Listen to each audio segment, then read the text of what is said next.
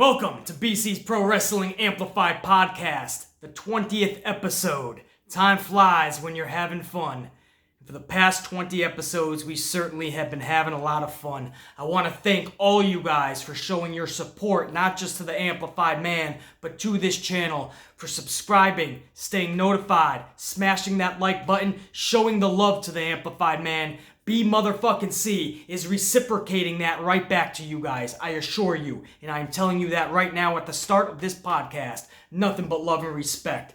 Thank you for supporting this channel, not just for the duration of these 20 episodes, but really from day one, over 2 years ago when I started this channel, and the thousands of you guys that have subscribed and supported since then. I thank you so much. In just a little bit, we'll get to the news and top stories of the pro wrestling world this week. But first, as always, I want to start with my opening monologue. Shit I want to get off my chest, basically, and I want to always take the first 20 plus minutes to talk about it. I don't know how long this will go, but there's definitely a lot to go over. And that is the fact that it has been a week now since Super Showdown. 1 full week. Last Friday, WWE, Vince McMahon more specifically, put on that travesty known as Super Showdown. 1 week ago, we witnessed 3+ hours of absolute garbage just to get to the main event of Goldberg versus Undertaker. A match between two individuals we have so much respect for, but we didn't have a lot of expectations going in. We were hoping, however, for the best, because we wanted to see these two son of a bitches that we respect, that we love to see perform. I've said it from day one. I'll take Undertaker at 70 years old, coming down to his gong and his Undertaker music, get in there, throw a big boot, a tombstone, or a chokeslam. Don't know if he can still hit up the tombstones at 75 years old, but I'll be willing to watch a couple of moves out of WrestleMania by a 70-year-old Undertaker. I'll watch Goldberg at 65 come out and spear somebody. That's cool. But you're taking a huge gamble by putting Undertaker and Goldberg in their 50s as the main event of a 4-hour show that you are calling the equivalent to WrestleMania. Those were the words that Vince chose to use.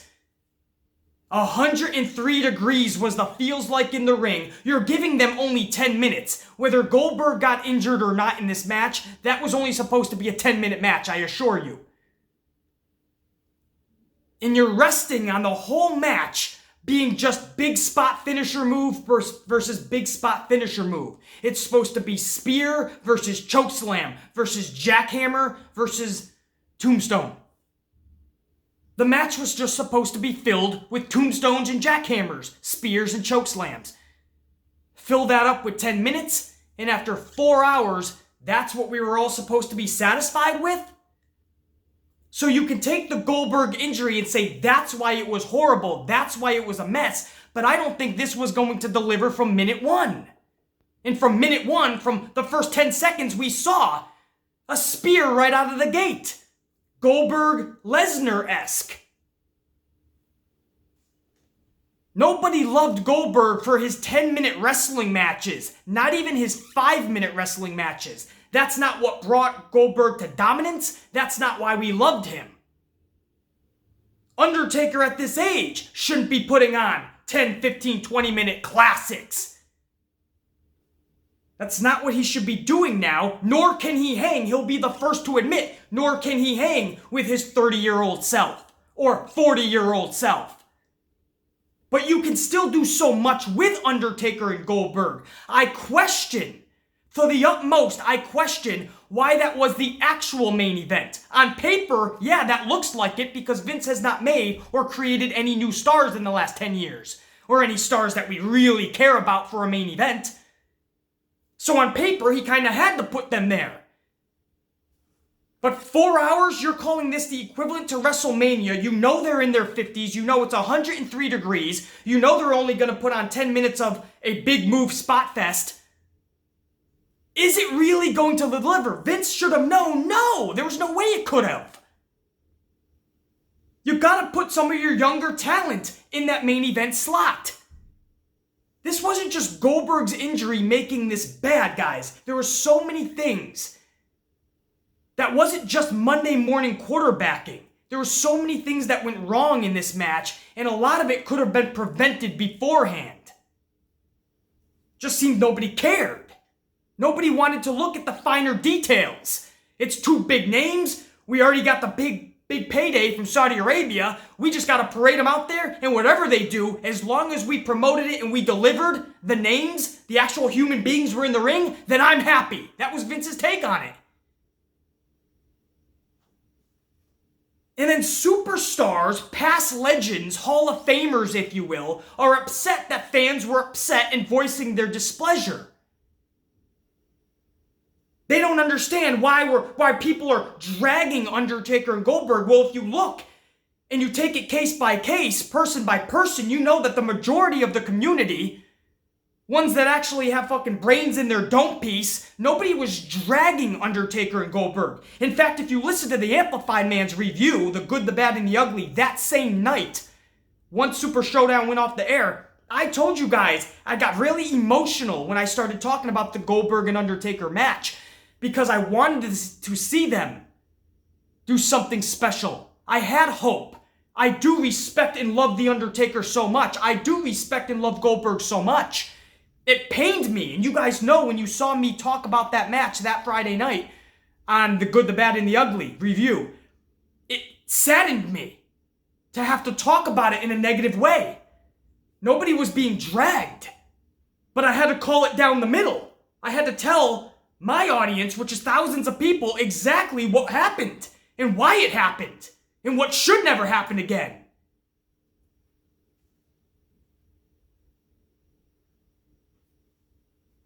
Because careers were almost cost indefinitely. There was no, oh, will they retire now? Are they going to wrestle another year or two? No. Lives were almost in jeopardy from some of the moves in there. So it was painful for a lot of us to voice our displeasure about this match. But it's 2019. There is social media. There is platforms like this. We can get together and talk pro wrestling. We're not just supposed to ignore the elephant in the room and just say, nah, it's the Taker and Goldberg, though. It was just great to see him in the ring. Yes, it was. But you have to address the plethora of mistakes in that match. And I'm not just talking about what happened in that ring during opening bell to end bell. I'm talking the mistakes beforehand and afterwards and how everything was handled. People are not just going to ignore that. So my point is this. Several superstars from back in the day, especially some Hall of Famers, legends, if you will, they took to their social media and they took to their podcast and they voiced their displeasure back to the fans that originally voiced their displeasure about Goldberg and Undertaker. Some did it a little bit more in a understandably fashioned way. You know, I understand where the fans are coming from, but take a look at it this way. Like, for instance, JBL, Booker T. They did it perhaps more properly. Then you have somebody like Mark Henry that just was angry and he wanted to take some jabs and blows back at the fans. And he wanted to lash out at the fans that he felt were a disservice or did a disservice to Goldberg and Undertaker. I'm going to get to all of these quotes that these superstars said, and I'm going to kind of break it down per quoted speech, if you will. And let you guys know exactly my thoughts on JBL, Mark Henry, Booker T as such. I'll start, before I get to Mark Henry, I feel like that's where I'm going to have the most amplification. I'll try to stay in my lane and give Mark Henry the respect that I have for him, because I do. So I don't want to go out of my lane here, but I do have an audience, and not just in the hundreds, thousands that want the truth. And I gain that audience because I give the truth. So I am going to have a little retaliation for Mark Henry. I want to start with JBL. JBL took to his social media, and this is a quote from JBL. I saw some of the negative feedback on social media over the Undertaker and Goldberg match. I thought a lot of it was misguided. I wrestled Undertaker as much as anyone in WWE. I was the top heel for a long period in 2003 to 2005. I think those were the years, he says. Anyway, Undertaker was the top babyface. So we wrestled every night, and after every TV taping, we wrestled too. One trip in Europe, we had been on a run of some very good matches, and then out of the blue, we have one that didn't work. It was a tag match. I came back and Taker said, "Well, that didn't work." And I laughed disappointedly and said, "No, it didn't." But the next night, we had another damn good match yet again. My point is, sometimes matches don't go well. I saw fans blaming age and ego for these guys competing. I know both, not Goldberg as well, but I know both, and both don't need the money. They do this because they love it. Love being in front of a crowd and love entertaining. Don't we want those we watch to love what they do? I think both are still capable of competing at any level. This match just didn't work like they or the fans wanted. Two great legends, though. I don't know where Undertaker ranks in the greatest of all time, but he is always in every conversation, and Goldberg was one of the biggest draws in an era that did monster ratings. I believe fans should look at it and understand guys like this won't come along again and simply enjoy seeing these two great legends. Complaining is part of being a fan sometimes. I certainly get that. And it's the fans' right to do such. But what I wouldn't give to see Jordan out there again for Chicago, or Usain Bolt running a 100-meter final. We get that opportunity with these guys, and I think we should just enjoy it. That was JBL. I love the fact that he took an understandable approach to the fans' frustrations in what we were trying to proclaim, I guess would be the word. The points we were trying to get across. JBL is right. There were fans on social media that just don't know what they're talking about, and they're just talking about age, or just talking about getting some of that Saudi money, as they say. That's just stupidity. I understand that. The Amplified man looks at every single aspect, every area, and every detail of a situation or problem that arises. The problem with Undertaker and Goldberg, when it arose, if you will, was more than just one or two things. It was more than just age. It was more than just competing for money and not the love of the game. It was way more than that. It was placement of that match to be the actual main event. It was the time that they were originally giving them, which was only supposed to be 10 minutes. It only got cut short, really 2 minutes from the injury. The fact that we saw from the beginning that this was most likely just going to be a spot fest of major maneuvers.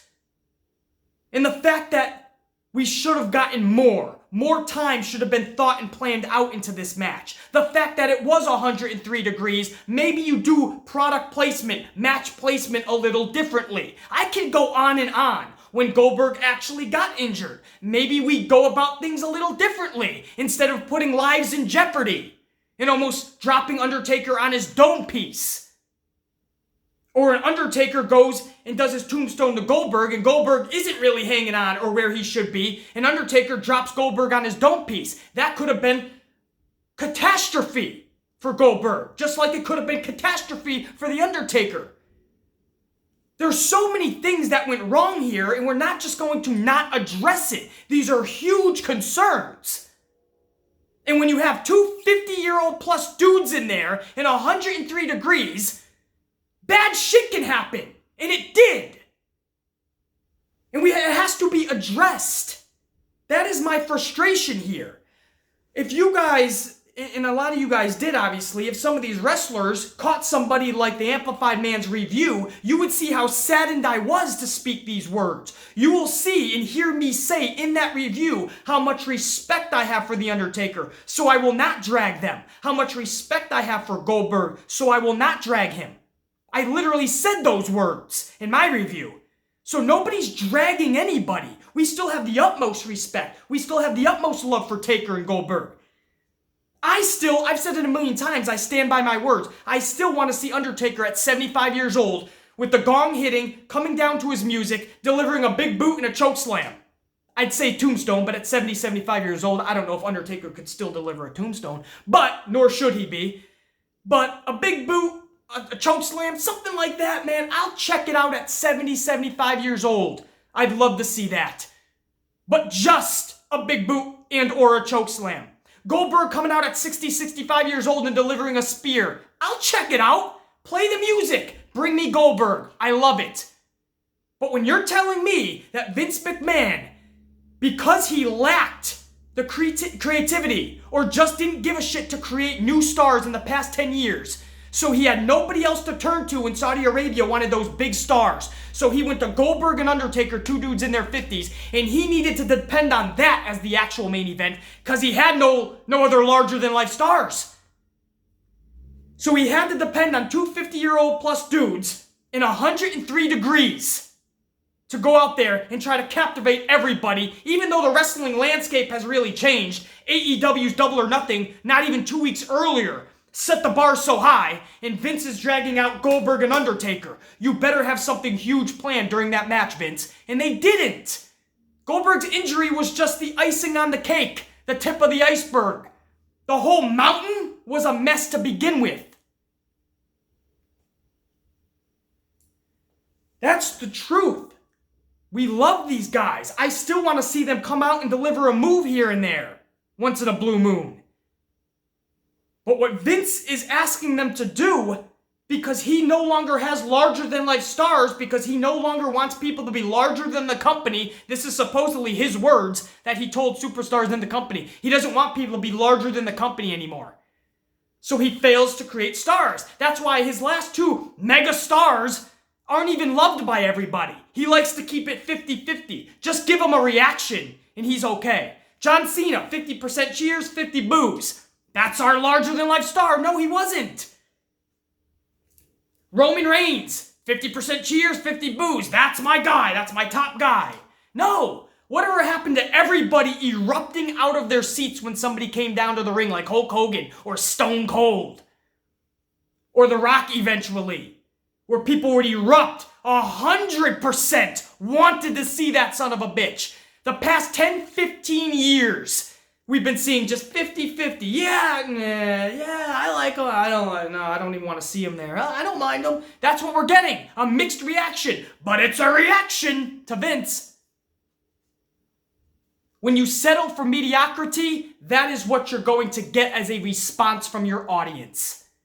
You settled for 15 years with 50-50 reactions with John Cena and now Roman. And now what you're going to get back is that same type of reaction, if not worse.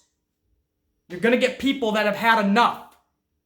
And if you're going to put Goldberg and Undertaker in the main event, you better have something special planned. You better have a backup plan if something goes wrong, by the way. No backup plan at all. You got a guy who knocks himself out every fucking other match, basically. Goldberg is always knocking himself out. You didn't think about that? Or what 103 degrees could do to two dudes in their 50s? No backup plan. It's easy to Monday morning quarterback. It's easy to just critique and complain. I get it, and I get why some of these superstars are frustrated with fans because they worked with these stars. Or maybe they put themselves in their position and say, wow, if that was me, I would be getting dragged this morning.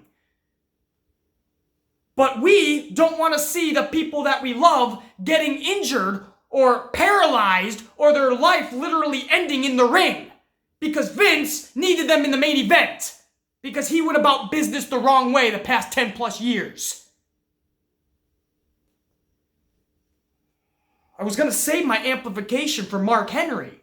JBL was actually a decent quoted speech, if you will, from his social media. I respect JBL for giving that. But I hope JBL understands that some of these comments are just not realistic. When you say, and this is a quote from JBL, I think both are still capable of competing at any level, that's bullshit, man.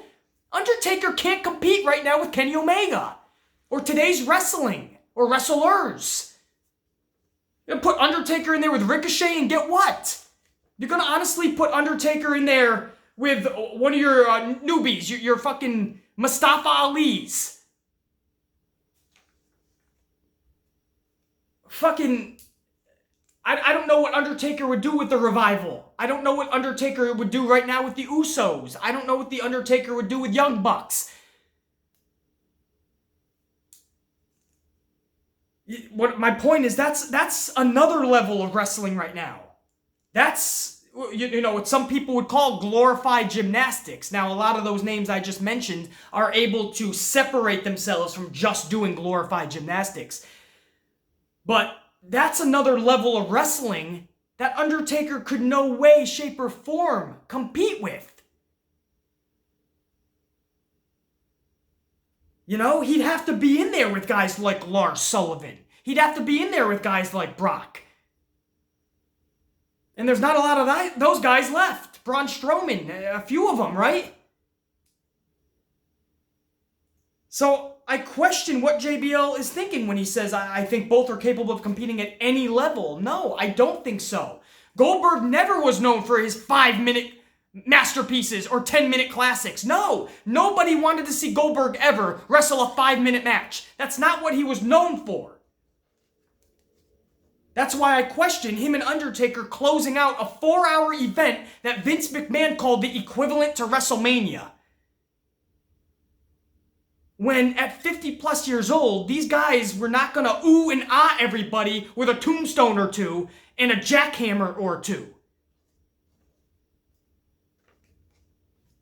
And then JBL says another thing I question.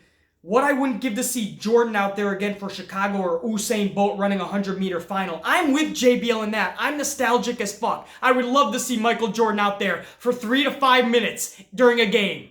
But the realistic point in that would be first quarter or about to end the first half, going into halftime. You wouldn't parade Michael Jordan out there in the third quarter, definitely not the fourth quarter, because the game is on the line at that point. So when JBL says what I wouldn't do to put Jordan out there, yeah, the first couple of minutes just to see him have the nostalgic moment, but then the team actually has to win the game. Yes, it's cool to see Undertaker Goldberg. If you're going to put him on a match, put him on the first match. Let's get it over with so they don't completely stink up the place and bomb the place. Now, that entire Super Showdown card stunk up the place. But what happened with Taker and Goldberg ended up being a travesty, obviously. So put him on first. Put him on maybe in the middle of the card. Why would you put Jordan on last when he's in his 50s? LeBron James is going to crush him. I just, you know, I get what JBL is saying, the nostalgia in it, and just enjoy it. But when you see so much wrong in it, and you try to voice your displeasure, maybe instead of just getting upset at the fans, maybe here's a crazy concept, maybe change shit. Maybe instead of all of these social media posts that you're giving to the fans, JBL, Mark Henry, everybody, Booker T, Chris Jericho, maybe voice your concerns to Vince. Don't be scared. Stand up to him. Send social media posts telling Vince he's doing business a million ways wrong. Then again, we'd probably just get a statement from these superstars saying, hey, they got billions of dollars from Fox and Saudi Arabia. Business is great. You know the company is lacking in every other area. Merchandise, live events, ratings. The product is trash, direct to consumer. JBL knows this. Mark Henry knows this.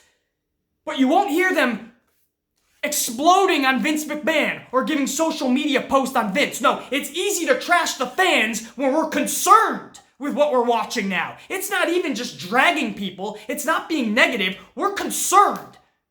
We want better than Goldberg and Undertaker as the main event of what you're calling WrestleMania in 2019. Again, I'm not just throwing this at JBL. I respect the way he worded his stuff and everything. I just question his questioning. Booker T, he was much more mindful of his words as well. Booker T said, that's who Goldberg is. It's that intensity that grabs you. It's like the Ultimate Warrior, not necessarily known to be the best wrestler, but the intensity was at another level, Booker T said. He goes on to say, I look at Goldberg that way. That same level as the Warrior. That's what they do. It's who they are. That's why we love them. You wouldn't want Goldberg any other way. I completely agree with Booker here, and I've said this about Warrior and Goldberg so many times on this channel in the past. They're not known for 5-minute classics. They're just not. They're known to bring that energy like nobody else can bring. That intensity that nobody else can bring, and that captivates you. It makes you larger than life.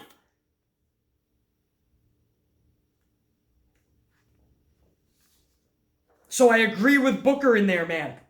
But it gets to a point where that intensity has to stay in a knowledgeable fashion, a knowledgeable lane. What I mean by that is know what you're doing at all times. Just because you're bringing intensity and energy at a highest level possible does not mean that you should be erratic.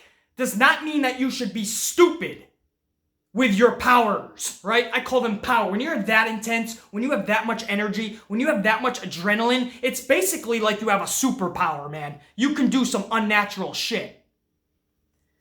But with those powers comes great responsibility. Goldberg knocks himself out, it seems, all the time. I remember stories where he used to knock himself out, hitting his head on the door. That's what we love about his entrance. But shit, can you do it in a way where you're not actually knocking yourself out?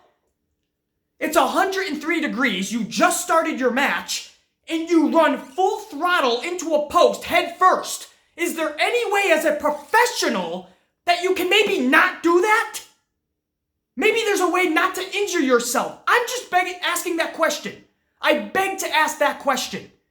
But the fans get trashed when we ask these questions, when we voice these concerns, when we say that something has happened more than once, and can somebody do something about it? Can Goldberg stop doing that? We get trashed.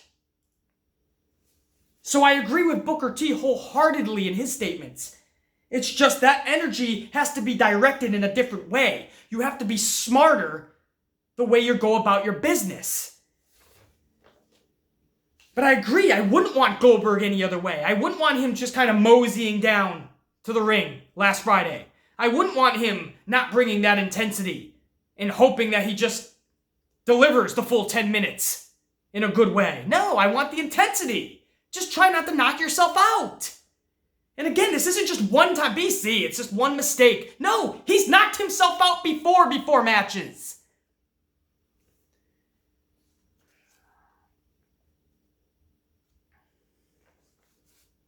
Matt Riddle totally just blasted Goldberg on social media. I guess he's done this for a while now. Goldberg actually blocked him because this was before Super Showdown. But Matt Riddle, NXT's Matt Riddle, he's a great up-and-coming star. If you guys don't know who he is, check him out. Matt Riddle is his name. He's in NXT. He's the bro dude. He has a real beef with Goldberg. And we found out more why that is after Super Showdown, but he's really been throwing a lot of jabs over the, I guess, years, because he's been blocked for a while, according to sources. But Goldberg blocked him because he's really on him. And after Super Showdown, Matt Riddle did not let up. Matt Riddle really took a lot of jabs at Goldberg in the travesty of that match. Now, Mark Henry, I'm guessing Mark Henry kept this really broad. He didn't narrow this. Mark Henry was basically talking about anybody who spoke about Goldberg and Undertaker in a bad way. Well, that would include people like Matt Riddle then. So Mark Henry really kind of exploded back at Matt Riddle and all of us who had anything to say about these two. And again, it wasn't in disrespect. Maybe Matt Riddle was disrespect to Goldberg because they have beef. But people like the Amplified Man, there was no disrespect. We were just calling it as we saw it. Now, yes, there was idiots on Twitter and on social media that were just trying to drag these two or making fun of them. Those people, yes, that makes you just fucking nauseous because it's so sickening how stupid they can be. But they're insignificant. Never would I acknowledge anybody like that in the world. So why Mark Henry would give any ounce of his breath to these insignificant Joe Schmoes is beyond me. But Mark Henry didn't even narrow it down to just those stupid motherfuckers. He put it as in general as anybody who is belittling their contest that they had last Friday. And that's where I take exception to that. First, I'll tell you what Mark Henry said. This is a quote. Goldberg deserves the respect that he's earned. The guy went in and busted his face open. He finished that match. How about saying thank you for not tapping out? Saying thank you for finishing the match? How about saying don't knock yourself out at the beginning of the match again? How about learning from your mistakes the first time? The first time I disrespected my father, lied to him, I got a belt on my fucking ass for 10 minutes. And I never lied or disrespected him ever again. The first time I crashed my car into a tree being stupid was the last time I crashed my car into a tree being stupid, because I learned my lesson. I lost everything almost, including my freedom, which I did lose for a while after that. Learned my lesson. How about that, Mark Henry? He went in there and busted his face open for us. We didn't ask him to run face first into a post. He continues, he could have easily said, hey man, I can't see. I rung my bell. And then they go into a series of choke slams and 1, 2, 3 and it's over. They could have done that and they didn't do it. They went through it for you. What is this guy talking about? He could have easily said, I rung my bell and they go into a series of choke slams. Dude, that's what the match was. The whole match, whether somebody got injured or not, they could have both got injured. The match was always about just choke slams and spears. Didn't matter if he got injured and it became choke slams and spears. It was about that anyway. Do you know who we're talking about, Mark? Stop, pull your head out of that WWE ass for a moment and take a direct stand. I have nothing but respect for Mark Henry. This is not shade. This is not jabs back to Mark Henry, I assure you. But if Mark Henry, who I believe is still in this business, correct, he has a podcast or some shit that his own show. Is he on Busted Open or whatever the fuck that is? I saw him with a microphone backstage at AEW. So he's a personality in the business still. But if you can't take a direct, truthful stand between company and fans and look at things from both sides, then how is anybody ever supposed to look at you as credible? You can't always just stick up for Vince McMahon or WWE. I understand. These are your boys. And these are people that you shared the locker room with. And sometimes that's why it's good to have people like that still in the business with podcasts. But it's also a negative because you're always going to just side with them and then trash fans when they're voicing concerns. This isn't dragging people through the mud. You're calling out people that are dragging them through the mud. A lot of the shit that I saw on social media was concern for their safety and well-being first. Secondly, concern for the WWE product today. Concern for where it's going. Concerned with the fact that we're constantly being lied to. This is a WrestleMania-esque, if not better, pay-per-view. Those were Vince McMahon's words. That's how they were promoting it. We got 4 hours of bullshit with a main event that was supposed to only be 10 minutes of spears and choke slams. Whether somebody got injured or not. Mark, if you don't find an issue with that, then maybe this isn't the placement for you anymore. Maybe you shouldn't be in the fucking business. He goes on to say the Twitter fingers, the people that probably can't run a mile in under a day, the people that can't lift their own body weight or do one pull-up, people that don't have any belief in nothing beyond their own nose, those are the people that came on social media and berated The Undertaker and Goldberg when it was a travesty to the wrestling business because they deserve better than that. They deserve better than that, he reiterated.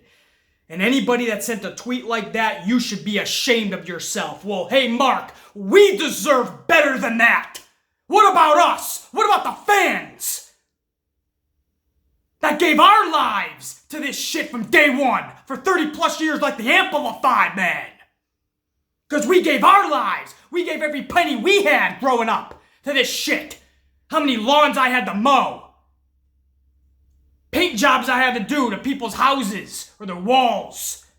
Picking up fucking trash just to make a buck so I could go home to my fucking parents that never had a lot of money and say, hey, I can get the $30 pay-per-view now, mommy and daddy, right? Or when I didn't have money, nor did my parents, but they saw how much passion I had for pro wrestling and they took their last fucking dollars and they bought that pay-per-views for me. We gave our lives and money and time. And now we don't have a fucking voice to say this is trash and garbage and we deserve better. Or is it just whatever Vince puts out there is what the fuck we get and people like Mark Henry say, eat that shit, please sir, can I have some more?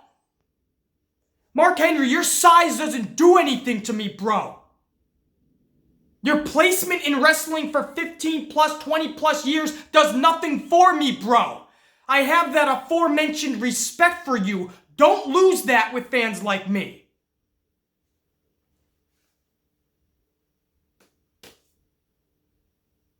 Because if we're throwing jabs at people, Mark, let's be honest, you were never really over either, were you? Sexual chocolate hit a peak kind of fast, didn't it? You hit like a mid-card peak with sexual chocolate. So obviously there was a disconnect from day one with fans really jumping on board the Mark Henry train. Could that be because of you and your personality and charisma, Mark? Maybe. I'm gonna throw you a bone here, and I'm gonna do something that you're probably not gonna like. I'm gonna drag Vince McMahon through the mud for a second, because you had a chance to be something special in this business later on in your career, with your whole fake retirement speech. Remember the old pink jacket? Remember John Cena and the big turn on him? That was the start of something epic. You captivated the wrestling world that week, and it could have been even more. Vince ruined that, didn't he? Oh no, I'm sorry, Mark. No, he didn't. We can't speak negatively about Vince. It's our fault. It's the fans. So Mark Henry talks about the Twitter fingers and shit, and now obviously that's not people like the Amplified Man. I don't do too much on Twitter. When I go to Twitter, my people know I got something to say. But, and again, maybe there was the trolls and the stupid douchebags, but again, you don't give them your time, you don't give them your breath. You know, he just put everyone in one broad thing. Anybody that spoke negatively about that match, he calls it degrading them and dragging them and blatant negativity, he calls it. Those are his words, blatant negativity. What are you talking about, bro? The majority that I'm seeing was concern and frustration. Concern for their livelihoods, for their well-being, and frustration for where we are at the product today. The fact that we even got to a point where a 50-plus-year-old dude ran so hard, knocked himself out in 103 degrees, couldn't finish a match, that was only going to be 10 minutes of Spot Fest main finishers anyway. 2 weeks after, not even 2 weeks after Double or Nothing set the bar so high, and Vince gives us that. No backup plans in case something happened with two 50-year-old dudes. No nothing. That's how we're ending the show either way, because we got that Saudi money. We got what we wanted. Matt Riddle responded to this. I don't know if it was directly to Mark Henry, but everyone who was coming down on people like us, people like Matt Riddle. Matt Riddle said, this is on his social media, listen, I love pro wrestling so much. That's why I get mad at certain people, because they're unsafe, dangerous, and the liability to everyone else. I've worked hard to get where I am, and this is only the beginning. You gotta believe that's kind of sent over to people like Mark, not just Mark Henry, people like that who want to kind of just take the wrestler's side on this one. Matt Riddle's kind of saying, listen, you can say he's a hero for finishing the match all you want, but he almost killed The Undertaker in the process. Matt Riddle's saying, I'm a pro wrestler. I don't want to be in that position. I don't want you to knock yourself out before the match even starts, really.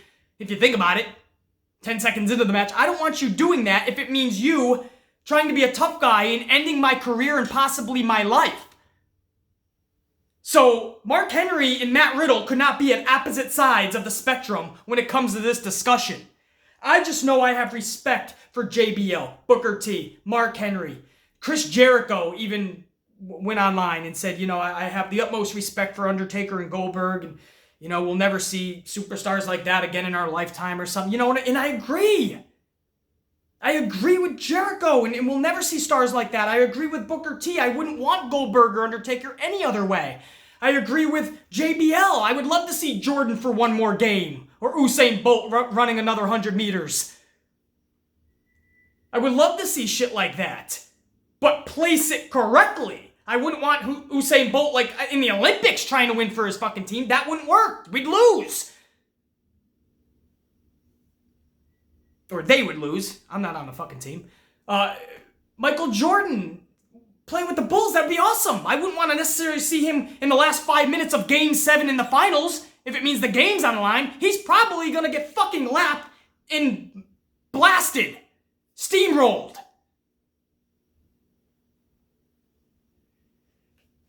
Don't put these legends in positions where it could just go horribly wrong.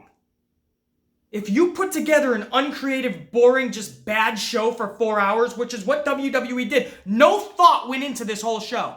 And then you're like, let's end it with Goldberg and Taker, because we have something epic planned in this match. Actually, Vince, no, we don't. I think they're just going to go out there and do their main moves for 10 minutes, and then Undertaker wins.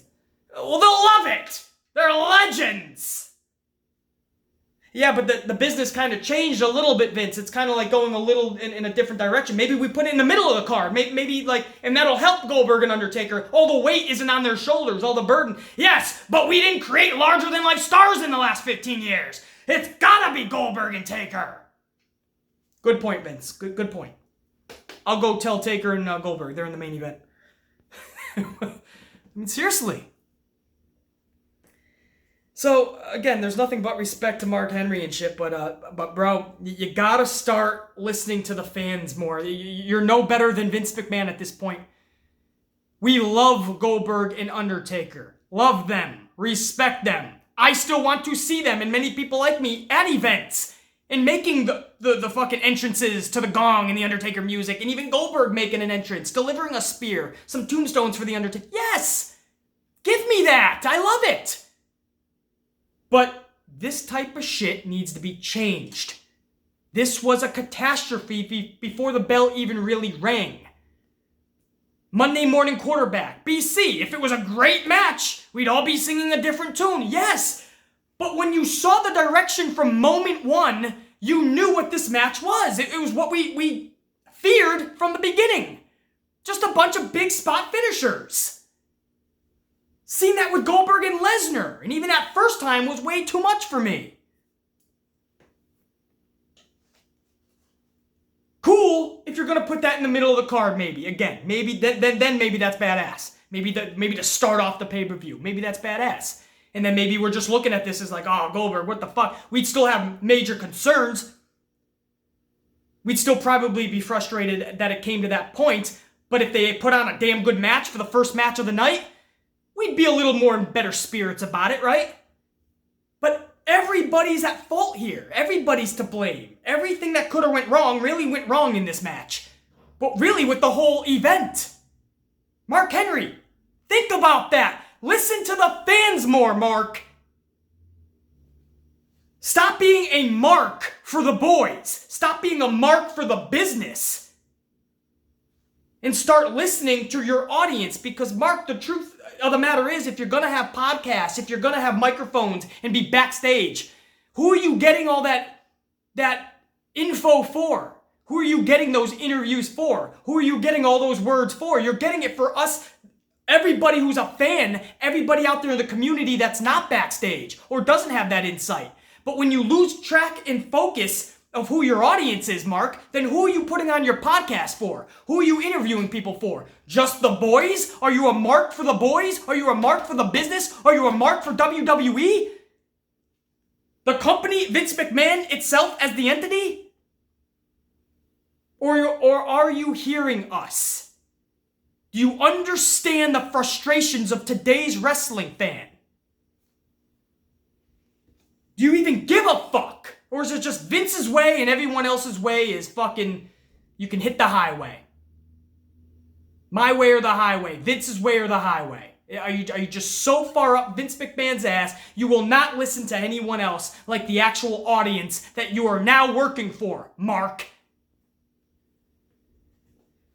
Frustrates the hell out of me.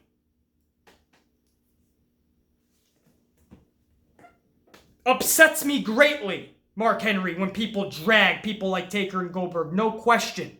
I don't give them the time of day, though. I don't fucking try to retaliate or... Please, there's too many trolls and dipshits and douchebags in the world.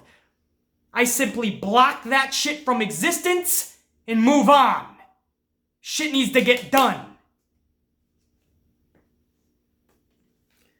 Moving on. That was a super long monologue, right, guys? What was that? 30, 35, 40, 45 minutes? Some shit. We had a lot to talk about, man, so I'll have to keep the news a little shorter.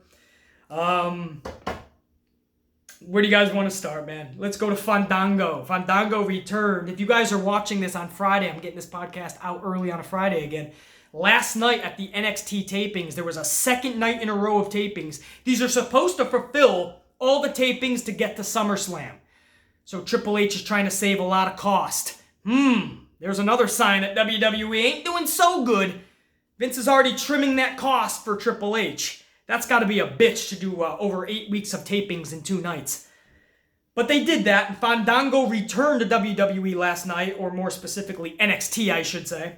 And he returned to the NXT tapings to help his former main roster tag partner, Tyler Breeze, during a beatdown segment by the Forgotten Sons. So, Fandango has teamed back up with Tyler Breeze down in NXT. Looks like he's going to be chilling there for a while. Or maybe that is his new permanent home with Tyler.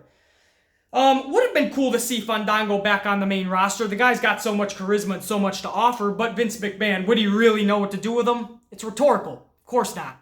We haven't even seen Kairi Sane in the longest time. She's at live events dancing around with Asuka. That's another travesty in its own. Asuka not having anything for her. But we'll parade him around at live events.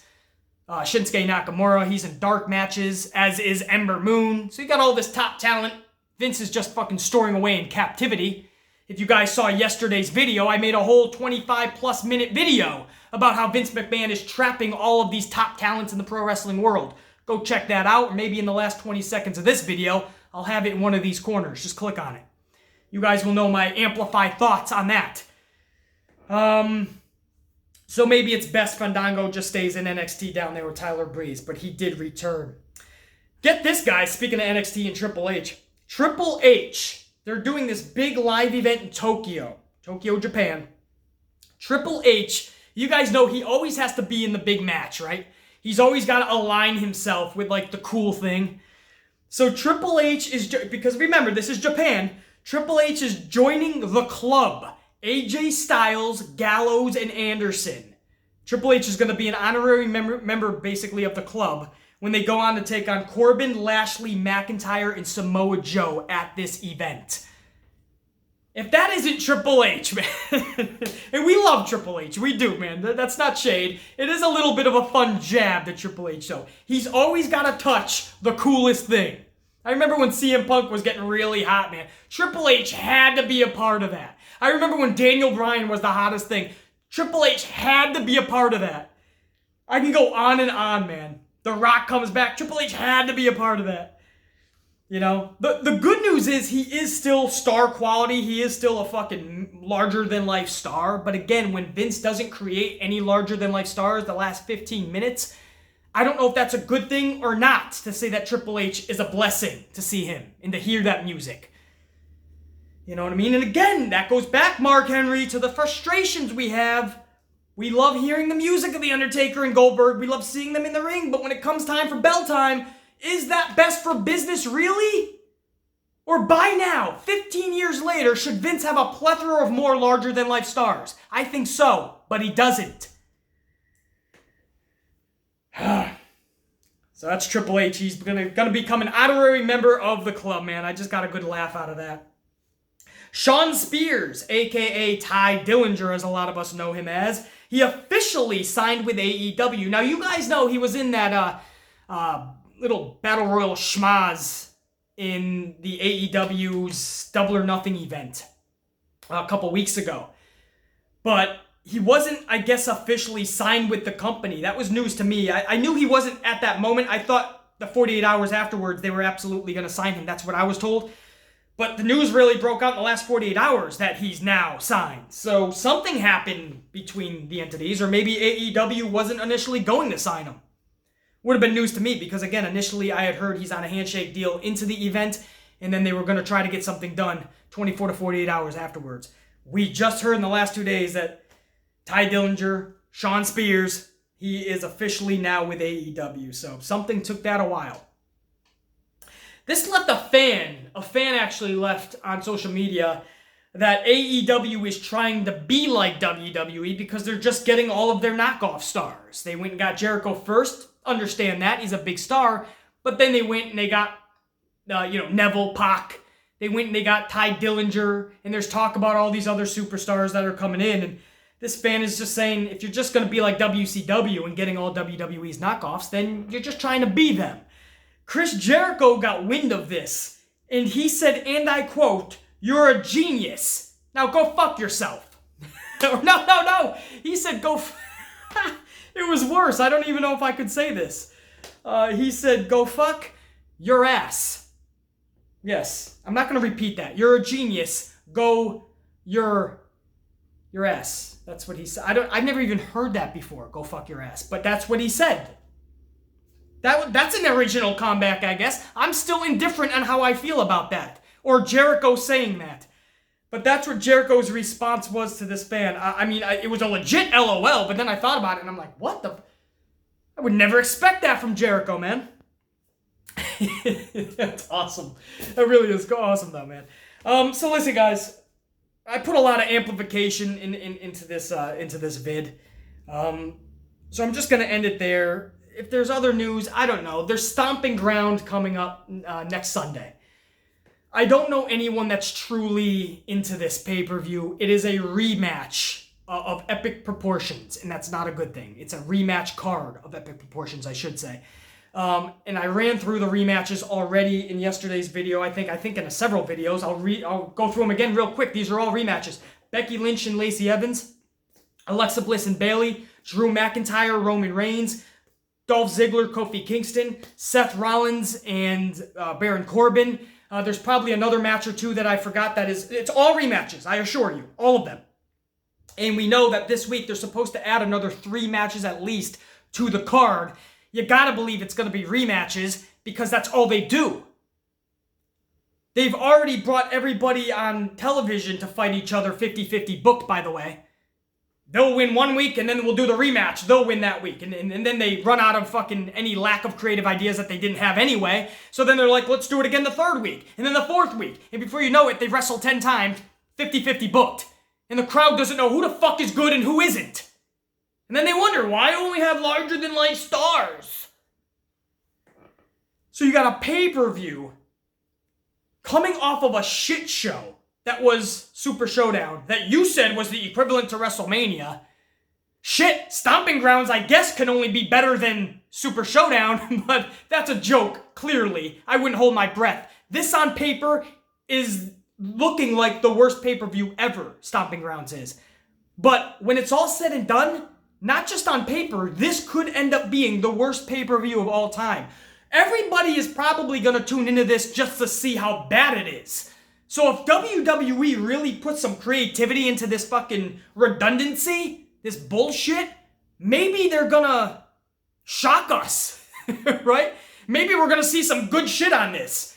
But again, don't hold your breath. I don't even know if Vince McMahon and all the suits and ties are even aware in their WWE bubble. I'm not even sure they're aware that the fans are so disinterested and disengaged from their product. I don't even think they know, and if they do, they just don't care.